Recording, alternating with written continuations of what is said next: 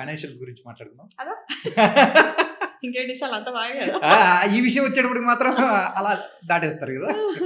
ఏముందిలే ఓకే, మాట్లాడుకుందాం వద్దా? అడగండి, నాకు చెప్పాలనిపిస్తే చెప్తా. ఏం అడుగుదాం అనుకుంటున్నా ఓకే, ఎలా ఉంది రెమ్యునరేషన్ అండి? బాగుందా? ఎట్లుండాలో అట్లుంది. ఎట్లుండాలో అట్లుంది అంటే ఎంత ఇవ్వాలో ఆ క్యారెక్టర్ కి ఎంత ఇవ్వాలో అంత ఇచ్చారు. కొత్త అనేమి తగ్గియలే. ఫస్ట్ రెమ్యునరేషన్ కదా. అట్లేం లేదు, అట్లే కొంచెం తగ్గించారు, మరి పూర్తిగా తగ్గిలేదు. యాక్చువల్గా ఫస్ట్ టైం ఆఫర్ ఇస్తున్న వాళ్ళకి రెమ్యునరేషన్ ఇవ్వరు, అవును. కానీ నాకు ఇచ్చారు. మ్మ్. ప్రాపర్ ఒక క్యారెక్టర్ ఆర్టిస్ట్ని అడిగినట్టు ఫోన్ చేసి మరీ, సార్ అమ్మా ఇలా నీకు ఇన్ని డేస్ వర్కింగ్ డేస్ వస్తుంది, ఎంత అనుకుంటున్నావు అంటే, అదేంటి సార్ మీరు నాకు మూవీలో అవకాశం ఇవ్వడమే ఎక్కువ, నేను చెప్తే తక్కువ చెప్తా, మీరే చెప్పండి సార్ ఎంత ఆఫర్ చేశారు?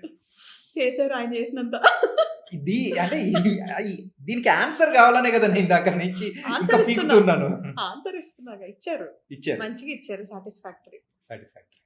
యుఎస్ ట్రిప్ వెళ్ళొచ్చేంత వరకు ఉండేటట్టు. ఆ. ఓ ఓకే, గాట్ ఇట్. ఒక లెక్క వచ్చేసింది. ఓకే, అంటే డేస్ లెక్క జనరల్ గా డేస్ కాల్ షీట్స్ ఇట్లా ఉంటాయి అనమాట, పర్ డే ఇంత అని ఆర్టిస్టులకు ఉంటాయి. ఈ ప్రాజెక్ట్ కి సార్ చెప్పింది ఏంటంటే, ఇది మనం అట్లా అనుకోవట్లేదు, ప్రాజెక్ట్ కి ఆర్టిస్ట్ కి ఇంత అని, అంటే ఎన్ని డేస్ అయినా రాని అన్నట్టు. మంచిగా అనిపించింది నాకు. అవకాశం ఇవ్వడమే ఎక్కువ, డబ్బులు కూడా ఇచ్చారు, హ్యాపీ. ఇప్పుడు నెక్స్ట్ సినిమా ఇస్తే ఖచ్చితంగా డబ్బులు ఇవ్వాలి. ఫస్ట్ దానికి తీసుకున్నా, నేను ఇంత తీసుకున్నా అని చెప్పుకునే అవకాశం ఇచ్చారు నాకు.